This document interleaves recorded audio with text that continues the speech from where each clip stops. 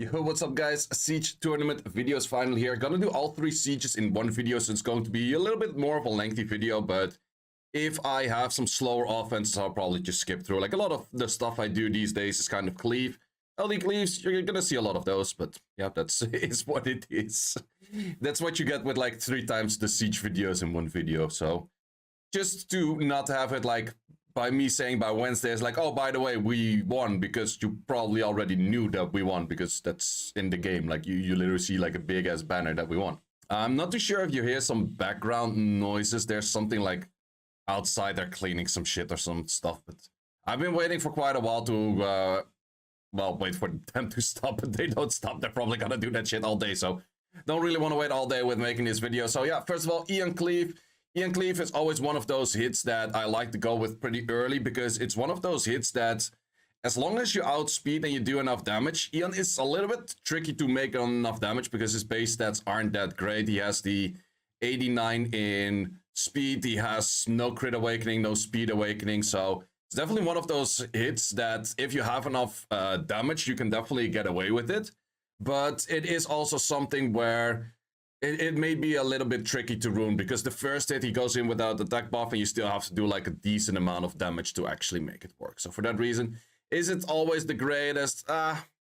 It's a something, So yeah, for that reason, Ian is always nice also to just kind of like check whatever a team is ruined on. So if we don't know exactly what a team is ruined on, it's very easily for me to just go in with one of those LD cleaves to just kind of check like, okay, the one that I faced was ruined like this and this. Of course, it doesn't mean that the other ones are ruined exactly the same, but at least it kind of gives an idea of like, okay, how should things be ruined, or how are things probably ruined throughout, and yeah, just make it work from there. So that's pretty much that. Besides that, just like to use my Nefty's team. That was the one in the previous one, or was the Maxi team. Like one of the two. Like I always like to use these kind of teams. They're just like super strong, super OP. So the first round was against Owls. They had some interesting defenses here and there. Like I think that this kind of stuff is it is okay. It's not super great. It's okay. Like a lot of things still die to a Sonya setup. We did see a lot of Byungils later on as well. I don't think I fought as many here, but Byungil is definitely something you see a lot on all of those siege defenses. I'm still not really the person to hit that much net force because, well, simply said, I have a lot of LD5s, and LD5s you can use in net force. So for that reason, most of the time I'm just hitting all of those net 5s. So that's also where you see a little bit more of the creative defense, because net force is just like the whole siege the same thing, and that's pretty much it. Whereas in net 5s, it's always kind of a little bit different. But yep, first round against Owls was, I think it was an interesting one. They definitely played decent. It's not that we would say like, oh, it was like super easiest win of our lives. I think they in the end got to like, I don't remember, like 15k points, 14k points, 16k points, something along that line. I don't really remember. But for us, it was kind of like a chill siege. We didn't really have to do too much changing on our defense or anything like that. So that definitely did help out a little bit, that we were able to hide things for later rounds as well. Same as with this team, I did optimize it a little bit, where I made the Verrat slightly bit better. I still would like to have like a replacement for Verrat, but to be honest, the only replacement for Verrat that I actually think is better than Verrat would be a bunch of LD. So then you would be talking about like a Dark Trish, you would be talking about a Talisman or those kind of things. But to be honest, if I had a Talisman, I would use a different offense without Nefties, because Talisman by itself is just OP. Then this is definitely one of those that is a lot longer. It's one of those fights you can't really lose, but as you can see from the clip at the bottom, oh, you can't really see. The clip is like 6 minutes long, so I'm not really gonna bore you with this hit. It's just, Belial's going to revive 16 million times. At some point you get the kill in, and at some point you start winning. This hit literally took like 6 minutes, so yeah, that's that's a something. But you know how these work, but they're not that interesting. Same for this Feng Yang team. Well, this Feng Yang team went a little bit faster. It's interesting to see a Fermion on defense. I don't really think it's that great of a defense unit, but it is an option here and there. He does have an armor break setup. He can do a decent amount of damage, but I think he kind of needs a defense buff to become good. And the big issue is there's just nothing with a good defense buff on defense in general. So, or you would have to pair it next to like a Terranese, but that's such an old school meta as well that it's not really doing too much. So for that reason, I don't really think that Fermion is the most fitting units out there. I would say in later matches, we did see a lot of Byungil plus LDs. It could maybe that Fermion would fit like the Byungjo plus LD. So if you happen to have a Fermion, well, if you happen to have a Byungjo, you happen to have some LDs, Byungjo plus LDs, and then the Sarion or some shit, it's always kind of fine. So if you're looking for ideas for defenses, that's definitely something that you could look at that doing. And yeah, from that on, like the Feng Yang and stuff just does too much damage. Always has been doing too much damage. Always will be doing too much damage. Also getting a buff for no reason at some point. I don't even know. Then the next hit, this was more of backline already. So I hit pretty early on, and then it took me quite a while to actually start getting in my other hits. And then this was more backline kind of style, what I was hitting. And yeah, I just like the Sonya. I have two Sonyas, I have two Adrianas, and I would say I use most of my LDs most of the time, but I also use a lot of this most of the time. It's just so strong. Miang, you also go just full damage pretty much, and then it's easy going. Then this match was more of a creative defense. Like I said, Tessarion plus LD and Byungjo, it's definitely a strong one out here. Could this have gone wrong if the Kiara went for a skill 3 into skill 2 on the Lima? I don't really think so, because I put the Lima on pretty high HP and I gave it a lot of minus dark, because I got like this 26 minus dark, which just allows me to do a lot of these things that it's like, would it be tricky? Nah, my light tanks are totally fine. And then moment you kill that, the Sari just cleans it up. And in general, I would say, I wouldn't really say that Lima's best in slot over here. Like often, I think like a Louis or like any of those kind of units, even a Riley is just very good in that. The only difference is that I could make sure that the dark unit in this case focused the Lima. And with that, it's just a lot easier to tank this one particularly. But I would say if you're using this kind of team with a Tessarion and a, what's it called, Hey Gang, just put like a Riley next to it. It's super common of an offense, like everyone has been using it. It's nothing like secret about that one. And that's just in general like a pretty strong offense in general. And then Byungjo could be annoying. He can always be dangerous if he starts doing a lot of damage. But as long as you keep Oblivion on him, he's not going to do all too much. And then he just dies. So there's that. Pretty simple. And then the final hit, also another Byungjo. This is the one where I use the Mugwang. I've been using this quite a bit also for Siege. So, or not for Siege, for Arena. So this is pretty much the same thing as I've been doing in Arena. The only thing is I'm missing like one extra unit that normally does like the extra thing as well. So this guy did get a bunch of procs, didn't get any of the strips on the Theomars. But yeah, you will see how this works out, because the HP will be destroyed from the Byungjo and therefore doesn't do jack shit of damage. Most likely will be provoked. The Nora does a lot of damage on the skill 4 at the moment. There's more debuff, so... And I can build this whole team on like 190 speed, Vio and Despair and that kind of shit. And then you're pretty much guaranteed to outspeed. Would you say like, oh, but Nora is like a not so safe stripper? Well, the thing is the Nora stripped and the Mugwang strip. So both of them do have a chance to strip. And for that reason, I would claim it like reasonable safe, because you have 2 AoE strips and then it's just fine. And with that, that was also my final hit of this one. So that was a 10-10 against Owls. Then our next match, starting off with a common offense once again against a Squad 0, starting off once again with the Robo.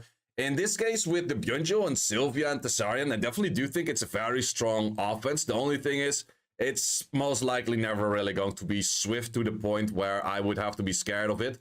I didn't get the Byungjo to stunned right now, which is a little bit dangerous. Like, that's the thing with Farad. It is a little bit dangerous on Farad the moment that I would just not land my shit. So if I don't land my shit, I don't land the pushback, I don't land the freeze, I could be fucked. Then the next hit, and this is a very particular hit that they asked me specifically, please show this hit. And normally, like a lot of the strategies on the net force, I can't show because we want to hide those and that kind of stuff. And that's also kind of the reason why I normally don't want to hit net force. But they asked me literally, please show this, because this is so fucking dumb and an anti-mechanic to the whole game that we want to get this unit nerfed in the next balance patch, because this unit is just so stupid. So they had pushbacks on the net force. If you have pushbacks on the net force, your team is just screwed. Why? By a level 1 Onix. Because they're just hitting the Onix, and the 2 units on the side are Vampire. So you might say like, oh, you don't have heal. No, we had them both on Vampire. Like Vampire or whatever. And the Onix is just standing there, getting all the hits. He's literally not dying. And then it's like, oh, but he takes a turn right now. He gets out of the state. No, you go for another skill 2. And he has the stupid state again. This is literally the most anti-game mechanic that we have seen in a long time, and like all of us were like pretty much instantly agreeing. Like they literally asked me, is like, say, normally you don't build the net 4s that much, but can you build this net 4, just show it on video because we want to have this thing fucking nerfed? I'm like, sure, no worries. But I must say, our guild, like this time around, like in Delta, I did a lot for like theory crafting and that kind of stuff. In Origin, I didn't do that at all because we had like the most 5-hat people for all of that siege theory crafting out there. Like those guys were insane. Like the moment we saw the maps of pretty much anything, they were like, oh, that's food, and that's food, and that's food, and that's food, and that's food. And then they came in with the offense, and I'm looking at it like, bro, that's so freaking 5-hat. Like even this one with the double vampire just makes so much sense. But this one, Nyx, we want, or Onix, we want to get nerfed because that unit is just stupid, man. Like the moment that there's any pushback, so if we're talking like Leo May, blah, blah, blah, all of those units with pushbacks, they just die to Onix like instantly. Like nothing is even remotely close to being able to do anything against, and it's just stupid and dumb. So for that reason, we just totally agree. All of our content creators are literally just making the video, showcasing the Onix in hope that we get it nerfed, because we literally brought in level 1 Onyxes. Level 1 Onyxes with just runes that were enhanced. We had like literally white enhanced runes on those units. Like, bro, that doesn't make any sense. Plus the fact everyone pulled 5 Onyxes because they were HOH. So it's like, what? Why? That doesn't make any sense. So yeah, abuse it while you still can, but let's definitely hope that they will get it nerfed. Simple nerf to it would actually be technically a buff, and I would say if you're in stone state, you cannot be attack bar decreased. If they just add that as a buff, then at least you nerf this dumb mechanic that we're like you can abuse right now, which is just like level 1 Onix all the way. That's just the way it is. Yeah, I don't know, man. I don't know. It's one of those mechanics, like the people that are like super 5-hat in Siege, the moment that they saw that buff, they were like, wait a minute, but that's stupid. It's like, yeah, that was pretty stupid. So yeah, for this fight, the typical Thessarion, Raccoon, and Riley is also definitely a way to get along with these units. They do not tend to do that much damage to these units, so that definitely does help out. You just go for our heavy tanky on the Riley. Raccoon is going to be annoying, and plus on your Thessarion, you have the resistance lead, so it's pretty easy to make the whole team 100 res, even the Thessarion, if you have that rune quality, and from there it's just relatively easy to go for it. I would say that Squad Zero had a few interesting defenses, but yeah, they had the issue that all of their net 4s were just insta wins for Onix.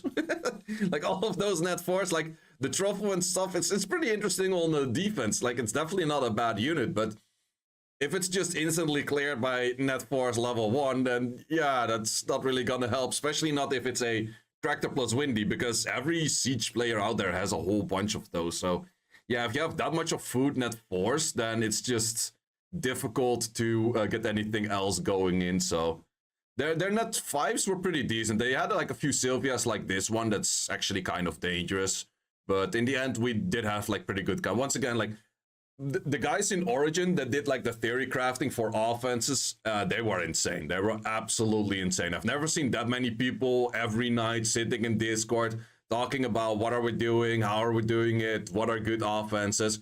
And literally at some point in our final match especially, they switched around a few defenses and they were like, oh yeah, but that's food for this. And then they switched around like, we already have counter to that as well. Like, everything was countered already. But yeah, first, a few more hits on Squad Zero. So once again, going in with the Sonias. We did see a few Onix traps against Sonia. So if you just go like super, if you just go like super high defense on an Onix, or not on Onix, on a Odin, close enough. Characters are nearly the same. Then you could counter a Odin, but if you build your Sonya right, then it's I noticed like some people were getting trapped, but if you have a very good Sonya and you build Sonya right, then it's you just make sure you have a shit ton of attack. That's the main thing it is. You just make sure that you have a shit ton and a shit ton of attack. And then the Odin base defense isn't that high. It's kind of hard to trap an Odin. So personally, I didn't get trapped at all. I did hear some people getting trapped here and there. So that's definitely something that you keep in mind. It's also with Siege in general at the tournament. It's not necessarily that you have to have the best defenses out there, but if you have a lot of trap defenses that catches people off guard, That's where you take your few victories, and just those few victories will in the end up to being strong. So once again, using the Mugwang, I actually do like Mugwang quite a lot. In this case, I used it with the Juno because he also had a Nora on the other side. But the main thing was, like, all of their damage is either based from dots or max HP, or just like HP, not max HP, but HP. So if I destroy the HP, Chandra's not gonna do shit because he has HP scaling. But even more, the Fuki's not gonna do shit because Fuki has HP scaling. So the moment you just destroy it, well, you can also just insta-kill it. That was also pretty easy. But I'm actually liking this offense quite some with the Nora and the Moog Ball. Like, especially against the Byungjo meta, he's actually a very nice Byungjo killer because the moment that he destroys HP, the damage output of those units that are on HP scaling, they're just lowered by so much, and it's just making so much sense. And his skill 2 is also a slight bit of healing, it strips, it's kind of a loaded kit that guy has, so definitely a pretty strong unit, and definitely a unit I'll keep using. I've been using it a lot for arena offense, but definitely for Siege we'll keep using it as well. And once again, similar team, similar style of hitting, just, well, question is, do I get trapped on this? They had a few with like, or no, wait, all of them had shields. You need shields for Odin in the first place. I do kind of like the idea of Odin next to an Adriana. It definitely does have potential here and there, but in the end, like, it's just, you just clean it up with that, and we've already seen like how it goes in the last one, so just keep going on to the next one. But yeah, that's just, it's an interesting one.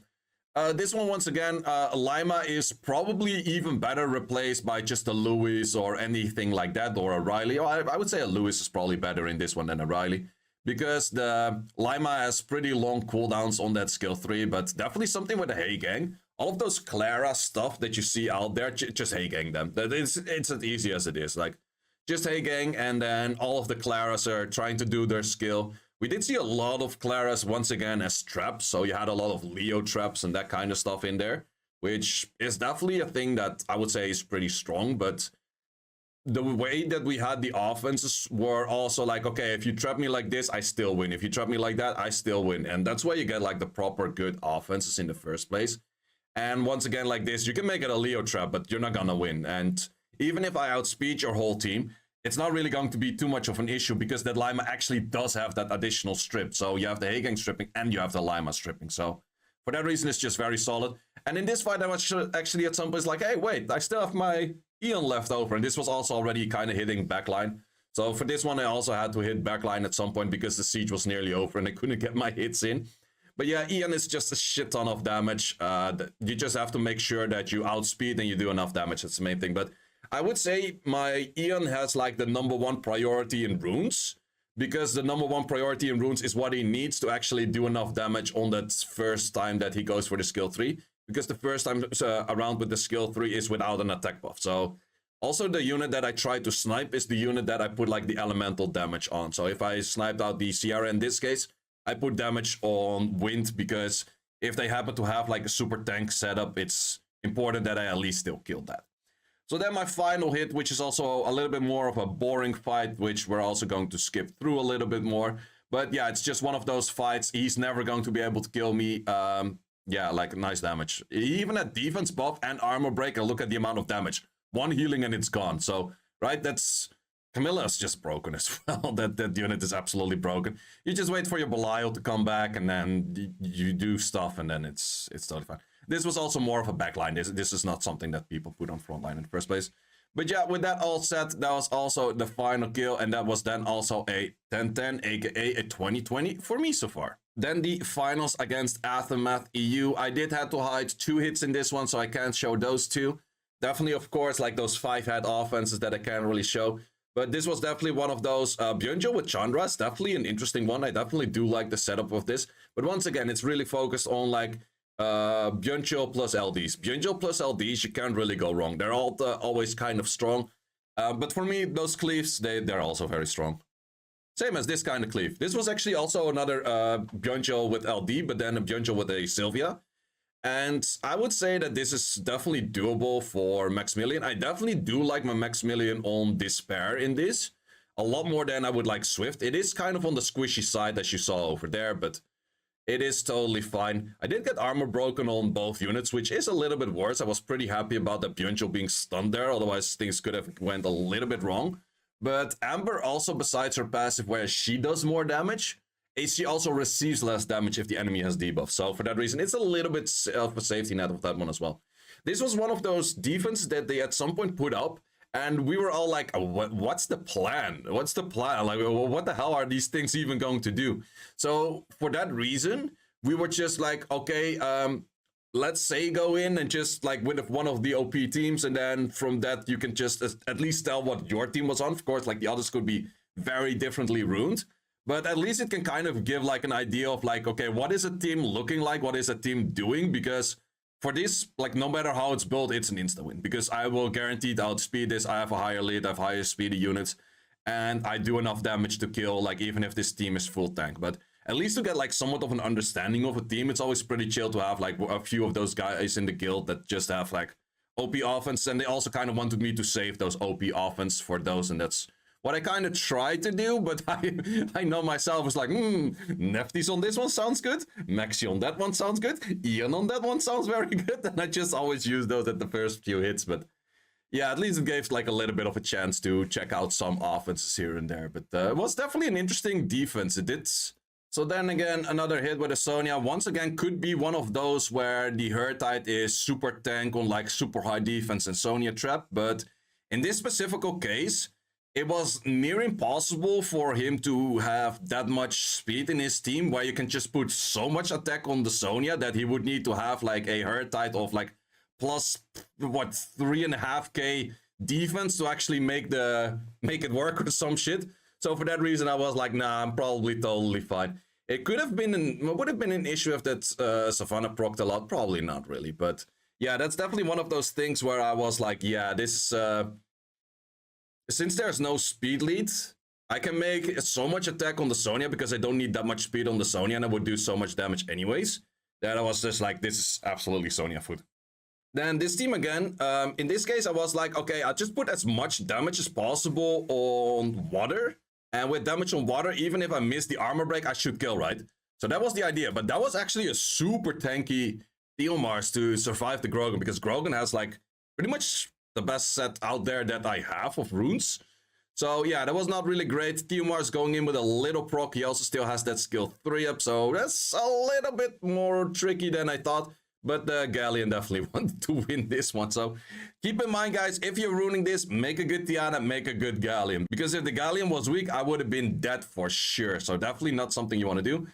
Once again, I got that Adriana. You don't always have to use Sonya. You can also use a Bethany. In this case, the Bethany is there to kill out the Theomars. Double 26k does do more than enough damage.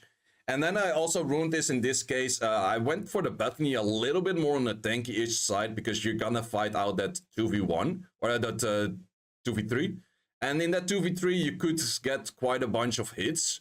And it's just nice if all of your units are kind of still alive during that 2v3 and that you don't end up. Because we did notice some fights with Sonyas, or not with Sonyas, with Sylvias, were actually bound to try to win those 2v3s. Like they get sniped out by a Bethany or a Sonya or something like that. But if you then have that, the final 2 units actually being able to win that in a 2v3, that's where it gets pretty nice. But to counter that, you also make those units kind of tanky-ish, semi-tank, semi-damage. It's pretty nice. Then we had one of the defenses that was very LD heavy, but we're clearing it with a, well, snipe comp of the Suicide Squad, let's call it that way. So Suicide Squad is pretty nice. You'd still have to have a Camilla that's overall tanky, but also decent enough in damage. So in this case, we're going next on the Kiki, because the Kiki is definitely the most annoying unit. So that is the one that you also want to Oblivion and therefore land. You do have the Accuracy Awakening, which is pretty nice. But it did proc out of that at that moment, which is not too great, because if it starts procking here, especially hitting on debuffs, that's where it starts getting quite a bunch of HP back. And that's where you want to have a decently tanky Camilla that can still clear that out. In this case, it was a damage, or it was a, what was it? I think it was a Nemesis Camilla. I'm not 100% sure if maybe a Destroy Camilla would have been better, but I was just fast enough to start lapping him because the team was pretty slow and super tanky. And yeah, for that reason, it was still doable because you have that cycling of the skill tool. Then there was another hit that I couldn't show, but this hit I could show. This was actually something that I saw another guildie do, and I was like, I can probably build this as well. Would I say that I like this team the most out there? I'm not 100% sure. Like in the end, I'm not too sure what it was. I had like 24 accuracy on the Ethna, and I pretty much threw my best RTA kind of style Ethna set at it. But they were resisting like legit everything. Like everything was resisting all the freaking time. So for that reason, I'm not too sure if I was just too low on the 24 accuracy or just kind of unlucky on it. But my shit was not sticking. Like if I could have killed the Odin way earlier, I think I would have been fine. Also killing the Adriana here is definitely a nice way around. But this fight did get in the end a little bit more tricky because if they start focusing that one down, it was actually an Odin that also had quite a lot of HP. I was hoping that that hit would have went somewhere else, but in this case it went on the Ethna as well. So you just go like super tank on the Eladriel, you go super tank on the Triana. But they kept hitting that unit. I'm like, wait. But yeah, the healing is just annoying. You definitely go destroy on the Ethna. But you have to get those armor breaks to stick to actually kill anything. It was also on Vio, but in this case, like, yeah, I could heal. I think even with that heal, it still didn't die as of yet. In this position, I actually should have started hitting the other thing. Because Gelnit just heals whatever you hit. But yeah, that's what you got the revive for. But in this case, you kind of have to revive at an unwanted moment.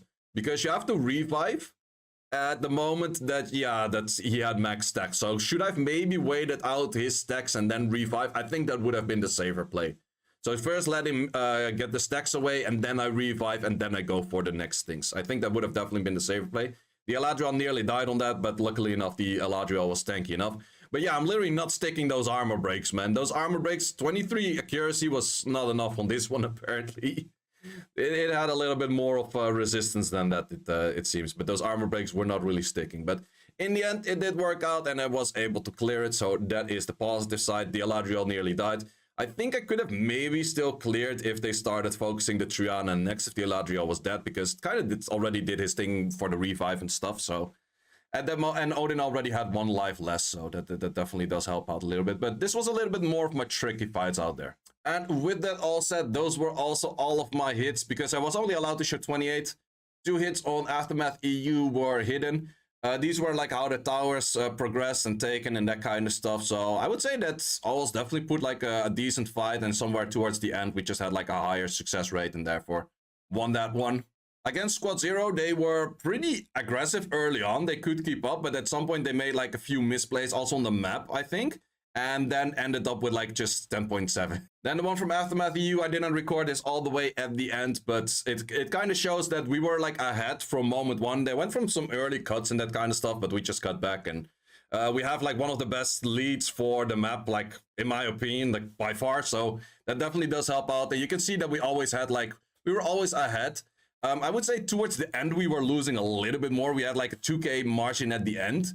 Or at least for like the recording that we had over here. I think we ended at like, I think they had like 17k point something at the end. So Aftermath EU definitely played very well, but in this case, yeah, I would say that the Origin, probably like, I would give most credits to the Origin like theory crafters and map play, that we were able to get such a high offense rate, because I would say our defenses were like, some of them were pretty nice and niche and traps and that kind of stuff. But I wouldn't say we had like the crazy amount of, it's not like the China style where you have like 16,000 Sylvias and Kikis and Gazelles and blah, blah, blah.